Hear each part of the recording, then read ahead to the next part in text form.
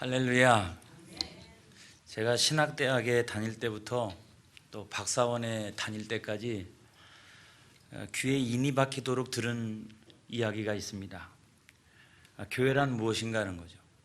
늘 이렇게 그 신학교 다닐 때부터 교회가 무엇인가 이걸 가지고 이제 씨름하게 되는데 그냥 달달달 외우죠.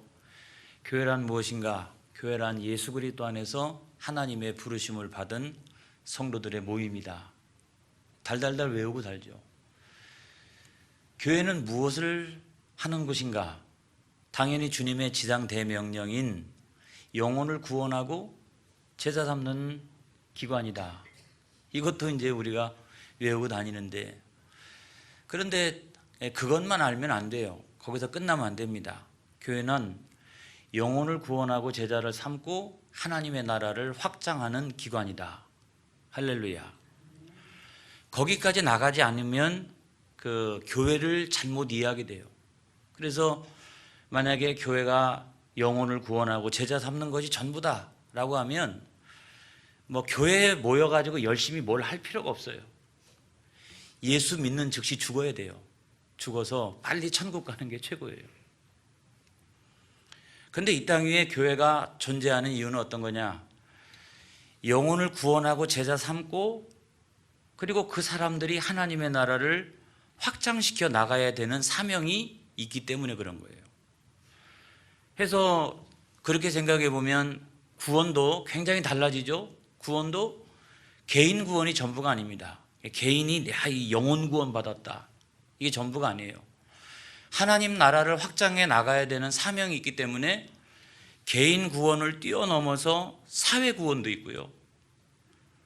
또 사회 구원을 뛰어넘어서 우리의 죄로 말미암아 신음하고 있는 동물들과 식물들, 여기까지 나가면 자연의 구원도 있어야 되고요. 더 나가보면 세계의 구원과 온 우주의 구원이죠. 그래서 가장 구원이 그 완성된 그 형태가 하나님의 나라다.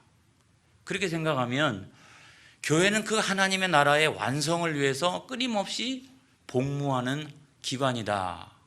할렐루야. 그렇게 우리가 정의할 수 있겠어요. 자꾸 이렇게 좀 보수적인 교단에서는 영혼 구원과 제자 삼는 것만 이렇게 이야기하는 경우가 많이 있는데, 그거는 신학을 몰라서 하는 얘기고요. 그거는 성경을 제대로 이해하고 있는 이야기가 아니에요. 그래서 교회란 하나님의 나라의 확장을 위해서 복무하는 것이 그 사명이다. 그걸 우리가 이해를 해야 됩니다. 실제적으로 초대교회 성도들은 그런 인식을 가지고 있었느냐? 여러분, 얼마 전에 발견되어진 그 초대교회로부터 한 50년이 채 경과되지 않은 어떤 자료가 이렇게 발견되어졌어요. 그 자료는 디오옥네투스라고 하는 사람한테 보내는 서신이었는데, 이 그리스도인한테 보내는 서신이에요. 그 서신에 초대교회 사람들이 어떤 신앙관을 가지고 있었느냐, 어떤 교회론을 가지고 있었느냐, 그거를 잘 알 수 있는 대목이 그 가운데 나와 있습니다. 제가 읽어보면, 우리는 우리의 출신지나 언어나 풍속에 있어서 인류의 다른 사람들과 구별되지 않는다. 다만 한 가지 다른 것은 우리는 자기의 본국에 살고 있으나 잠깐 머물러 있는 자들이다. 또 우리는 시민으로서 모든 업무를 분담하나 또 외국인으로서의 모든 어려움을 참는다. 우리는 땅 위에 살고 있으나 우리의 시민권은 하늘에 있다. 한마디로 말하면 영혼이 육체 안에 있는 것처럼 그리스도인은 이 세상 안에 있다. 하지만 그 영혼은 초월해서 살고 있다. 또 우리는 세상법에 복종하나 우리의 생활에서 세상법을 초월한다. 하나님께서 우리에게 지정하신 임무가 너무나 위대하기 때문에 이 책임을 회피하는 것은 하나님 나라에서 합법이 아니다. 이런 내용이에요. 이게 다른 그리스도인한테 보낸 그런 편지인데, 우리가 여기서 두 가지를 깨닫게 되는 것이 어떤 거냐면 이런 거예요. 그리스도인이란 두 세상에 충실한 사람들이다. 하나는 우리가 살고 있는 세상에 충실한 사람들이고요, 또 다른 하나는 그럼에도 불구하고 궁극적으로는 하나님 나라에 충실한 사람들이라는 거예요. 여러분, 그렇게 이야기하면 교회도 마찬가지입니다. 교회도 두 세상에 충실한 거예요. 하나는 이 세상에 충실한데, 문제는 뭐냐면 이 세상을 하나님의 나라로 바꾸어 나가야 하는 사명을 가지고 있는 것이 바로 교회라는 거예요. 할렐루야. 그게 이제 교회론인 겁니다. 여러분, 우리가 하나님의 나라는 어떤 것일까요? 크게 이제 광역으로 보면 하나님의 나라는 그 하나님의 통치가 미치는 모든 영역을 말합니다. 하나님의 통치가 영향을 미치는 모든 곳을 말합니다. 그게 하나님의 나라예요. 눈에 보이는 것도 하나님의 나라고, 눈에 보이지 않는 것도 하나님의 나라고, 더 심지어 이야기하면 소위 사탄의 세계, 또 사탄의 나라, 그것도 하나님의 나라죠. 어떻게 하나님의 통치에서 사탄의 나라가 분리될 수 있습니까? 그들이 하나님을 배신하고 거역하고 또 불순종하고, 그래서 스스로를 속이는 자가 되었건만, 그럼에도 불구하고 하나님의 통치의 영역에서 벗어나 있는 곳은 없어요. 할렐루야. 여러분, 그렇기 때문에 하나님 나라를 이야기할 때 우리가 나라니까 거기에 세 가지 요소가 있습니다. 하나는 뭐냐면 국민이 있죠. 국민. 또 하나는 영토가 있습니다. 그리고 또 하나는 주권이 있습니다. 그런데 그런 아주 넓은 의미로 우리가 생각해 볼 때 하나님 나라의 국민은 누구냐? 첫 번째로 보면은 성도들이죠. 그렇죠? 그 하나님의 통치를 인정하는 사람들, 그런 사람들 하나님의 백성이에요. 그 다음에 두 번째로 넓은 의미로 볼 때 하나님 나라의 백성은 또 누구냐? 불신자들이에요. 아무리 불신자들이라 할지라도 하나님의 통치 바깥에 있는 것은 아닙니다. 그러나 하나님 나라 안에 살고 있지만 패역한 백성인 거죠. 또 하나님 나라의 국민은 누구일까요? 모든 살아있는 생명체들입니다. 여러분, 에덴 동산에서 보게 되면 에덴 동산에 다 전부가 사람으로만 있는 건 아니잖아요. 이렇게 사람 1, 사람 2, 사람 3 이렇게 해가지고 사람만 있는 게 아니잖아요. 그 에덴 동산에 보게 되면 식물들도 종류마다 다 있었고요, 동물들도 종류마다 다 있었잖아요. 그러면 장차 우리가 하나님의 나라를 생각을 해볼 때 그 하나님의 나라, 그 천국에 들어간다라고 하면 그 천국은 구원받은 사람들만 잔뜩 모여있는 곳이 천국이냐? 여러분, 그렇지는 않아요. 그것이 맞는 말입니다. 또 하지만 그것이 틀린 말이 될 수도 있습니다. 뭐냐면 여러분, 우리가 성경에 보면은 사자들이 어린 양과 뛰어놀고 독사굴에 손을 넣어도 물지 않는 나라가 하나님의 나라라고 그랬어요.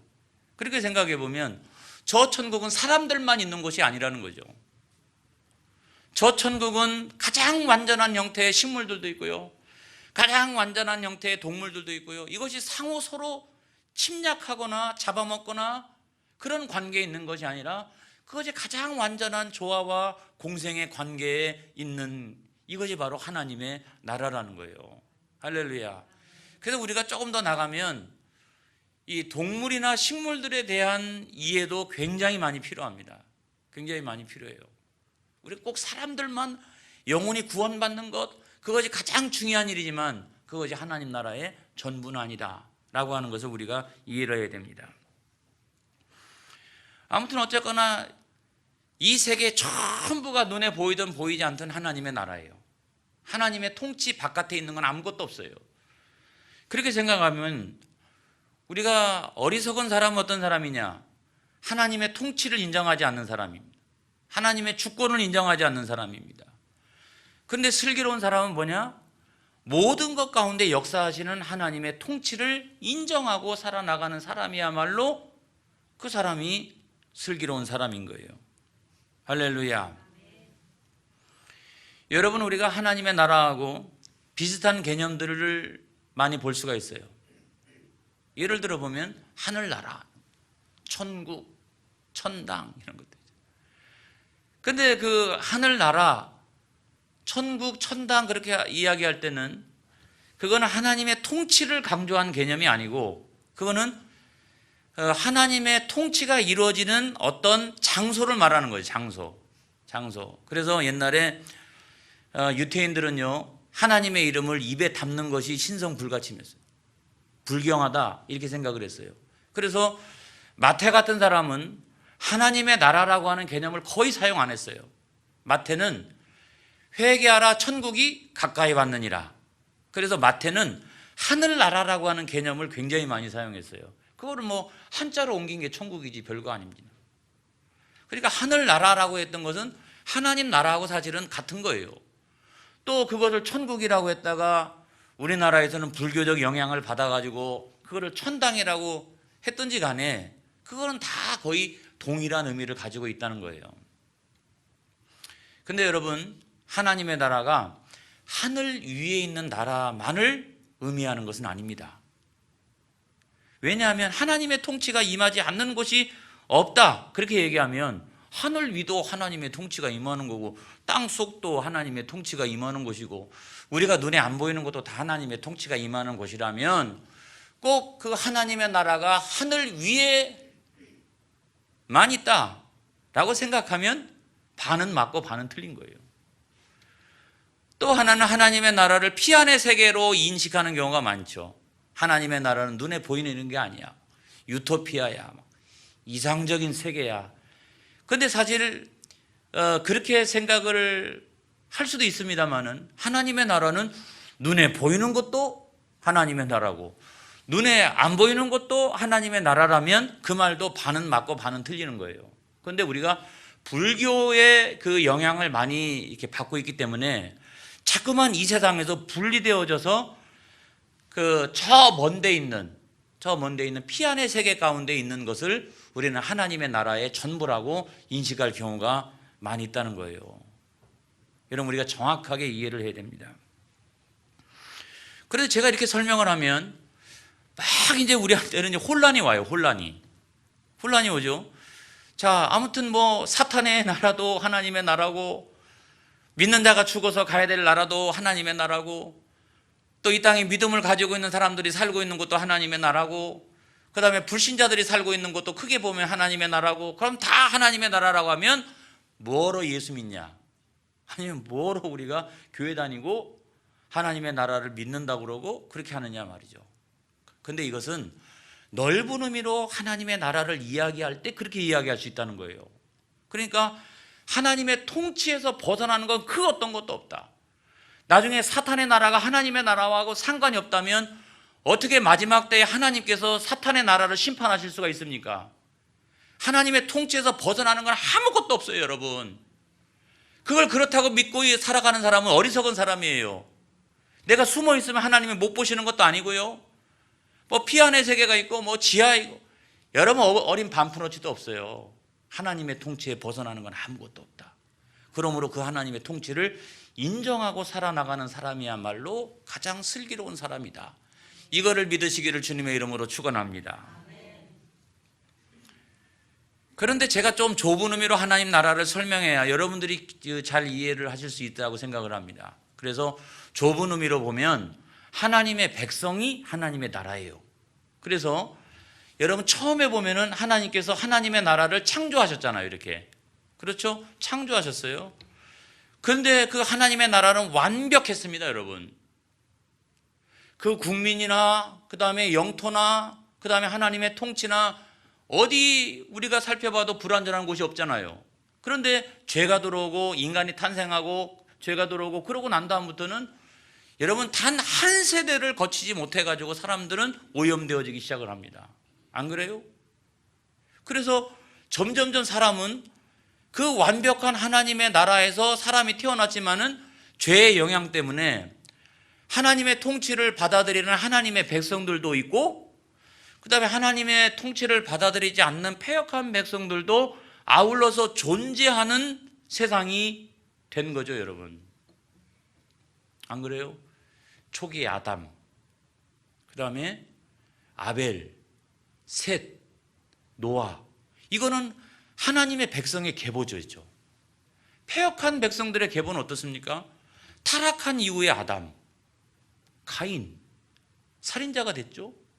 그 다음에 노아 시대의 사람들을 생각해 보면 이 패역한 세대가 됐어요. 그래서 이 하나님의 백성들과 패역한 백성들이 같이 막 공존하니까 하나님께서 사사들을 보내시고 선지자를 보내서 가능한 한 하나님의 말씀을 통해서 패역한 백성을 하나님의 백성으로 변화시키기 위해서 끊임없이 하나님께서는 당신의 종들을 세상 가운데 보내셨다는 거예요. 그런데 결국이 뭐냐? 예수님께서 오시기 바로 직전의 결국이 어떤 거냐면 의인은 없나니 하나도 없도다. 여러분 로마서 3장 23절에 있는 말씀에 보면은 모든 사람이 죄를 범하였음에 하나님의 영광에 이르지 못하더니, 그러니까 예수님께서 오실 당시 바로 직전에는 어떤 거냐면 그때는 이제 하나님의 백성이 거의 없는 거예요. 거의 아예 없어요. 의인이 없다 이 말이에요. 하나도 없도다. 그렇게 이야기한 것처럼, 그러니까 다 거의 패역한 백성이고 구원의 여망이 다 없어졌어요. 어떻게 보면은 하나님 나라의 상실이죠. 하나님 나라의 상실. 이게 구약 세계의 끝이에요, 여러분.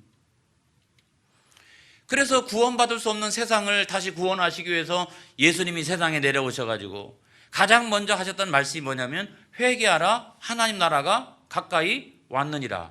그래서 그 예수님이 상실한 하나님의 나라를, 예수 그리스도를 믿기만 하면 누구든지 다 하나님 나라에 들어갈 수 있도록 그 길을 열어주신 거죠. 하나님의 나라가 다시 시작되어진 겁니다, 여러분. 그게 신약이에요, 그게 여러분. 그 하나님 나라가 시작되어졌는데 여전히 세상에는 누가 더 많아요? 패역한 백성들이 더 많죠. 그렇지만 예수님께서 오시고 난 다음에는 그 예수 그리스도 안에서 하나님의 통치를 인정하는 사람들이 생겨나기 시작을 했죠. 그렇죠? 예수님의 제자들로부터 70인의 제자들, 3,000명의 사람들, 5,000명의 사람들 막 이러면서 그 하나님의 통치를 인정하는 사람들이 생기기 시작을 했어요. 그러니까 하나님의 나라가 다시 시작되어졌건만 하나님의 나라는 아직도 불완전하죠, 여러분. 생각해 보세요. 일단 국민 생각해 보세요. 하나님의 나라가 완전한가? 예수님이 오셔서 하나님의 나라가 시작되어졌건만 여러분 국민을 생각해 보면 패역한 사람들이 더 많아요. 영토를 생각해 보면 세상은 아직도 타락되어 있어요. 거룩한 땅이 아닙니다. 뿐만 아니라 하나님의 주권을 인정하지 않는 사람들이 얼마나 많이 있는지 알 수가 없고요. 사단이 공중에서 권세를 잡고 있잖아요. 그러니까 하나님의 나라가 시작되어졌건만 이 하나님의 나라는 아직도 불완전한 나라라는 거예요. 그래서 나중에 예수님께서 다시 재림하실 그때에는 하나님의 능력으로 사탄의 나라를 심판하시고, 할렐루야, 모든 사람을 심판하시고, 그렇게 하고 나니까 어떻게 되냐면 국민이 어떻게 됩니까? 이제 하나님을 믿는 그 백성들만 남게 되는 거잖아요. 할렐루야. 그 다음에 영토도 마찬가지 아니겠습니까? 거룩한 나라가 되는 거잖아요. 뿐만 아니라 하나님의 통치를 거역하는 사람은 없잖아요.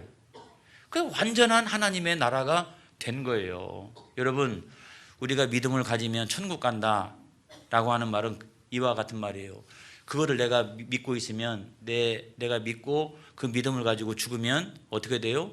나는 천국에 가는 것이고, 내가 믿음을 가지고 있는 동안에 그 완전한 하나님의 나라가 오면 그 하나님의 나라에 내가 들어가게 되는 것이요. 할렐루야. 오직 믿음으로 우리는 그 하나님 나라에 들어가게 되는 줄로 믿습니다. 이렇게 생각해 보면 오늘 이 시대에 하나님의 백성이 누구냐? 하나님의 백성은 뭐냐면 예수 그리스도 안에서 하나님의 통치를 인정하는 사람들이 하나님의 백성이에요.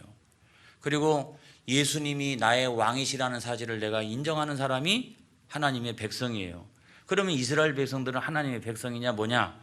그들은 옛날에는 하나님의 백성이었어요. 하나님의 통치를 인정하고 순종하고 그렇게 했으니까. 그렇지만은 오늘날에 와가지고는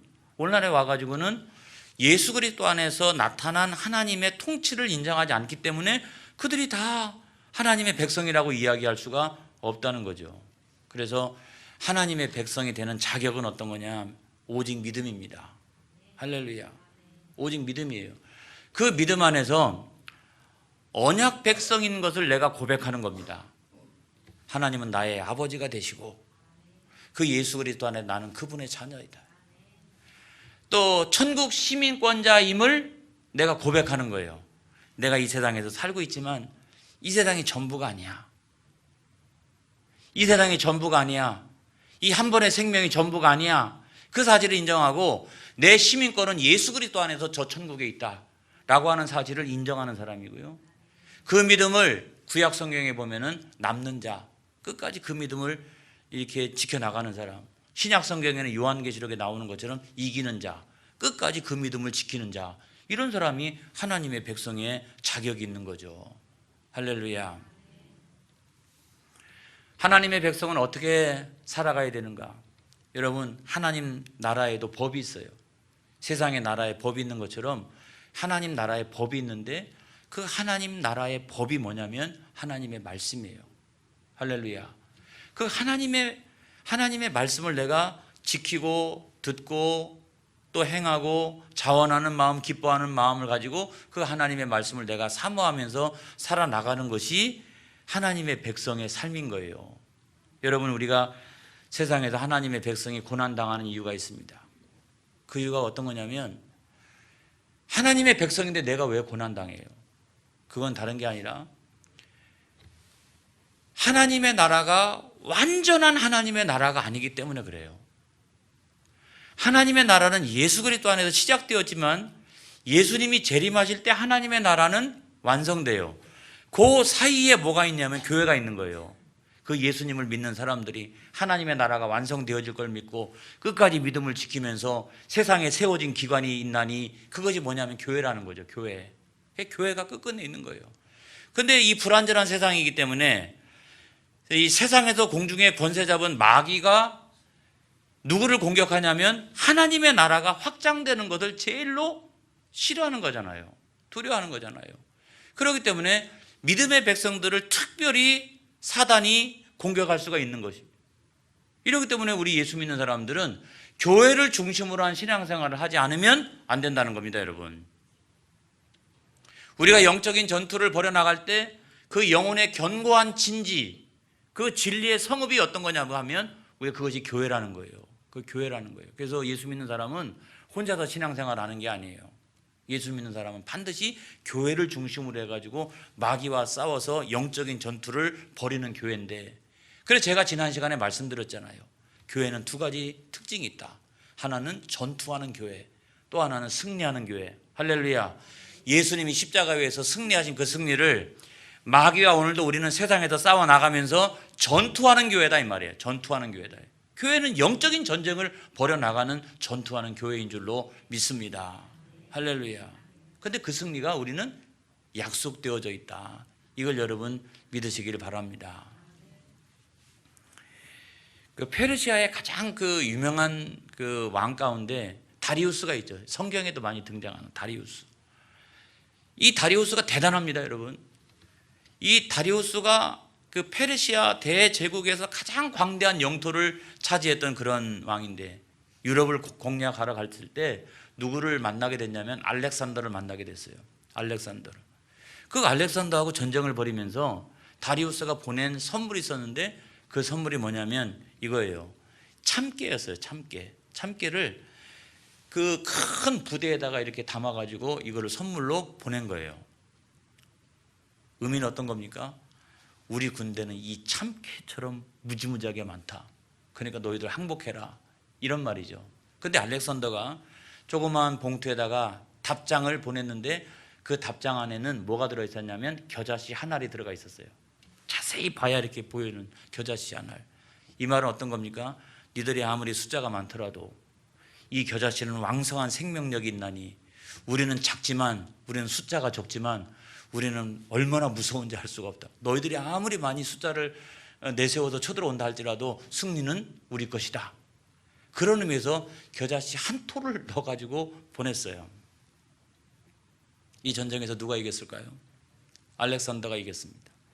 근데 여러분, 예수님께서 천국을 비유할 때 겨자씨를 비유하셨어요. 믿음을 비유하셨을 때 겨자씨를 비유하셨어요. 천국이 겨자씨와 같아요. 겨자씨 하나만한 믿음만 가지고 있다면, 이 겨자씨와 믿음, 겨자씨와 천국을 비유하셨어요. 거기는 놀라운 생명력이 여러분 있기 때문에 그래요. 나중에 그것이 자라가지고 무성한 나무가 되어지고 공중에 나는 새들이 와가지고 깃들이는 영향력을 나타냈잖아요. 여러분 마찬가지로 교회에는 뭐가 있냐면 천국 복음이 있습니다. 예수 복음이 있습니다. 그래서 우리가 그것이 아무것도 아닌 것 같고 그것이 미련한 것 같지만 우리가 그것을 딱 전하는 순간 그 사람 마음속에 예수가 들어가고, 할렐루야, 그 마음속에 교회가 세워지고 그 사람이 변화를 받아서 나가서 복음을 전하게 되고 그 한 사람이 얼마나 많은 영향력을 나타내는지 알 수가 없어요. 여러분 오늘도 우리는 교회는 세상에 나가서 하나님 나라를 확장시켜 나가는데 우리의 가장 강력한 무기는 다른 거 아니에요. 예수 복음인 줄로 믿습니다. 천국 복음인 줄로 믿습니다. 이걸 가지고 나가서 전할 때마다 성령이 우리와 함께 하시면 놀라운 역사들이 여러분 일어나는 거예요. 교회의 가장 중요한 사명, 영혼을 구원하고 제자 삼고 하나님 나라를 확장시켜 나가는 이 사명이 교회에 있다. 이걸 여러분 믿으시기를 바랍니다. 할렐루야. 기도하겠습니다.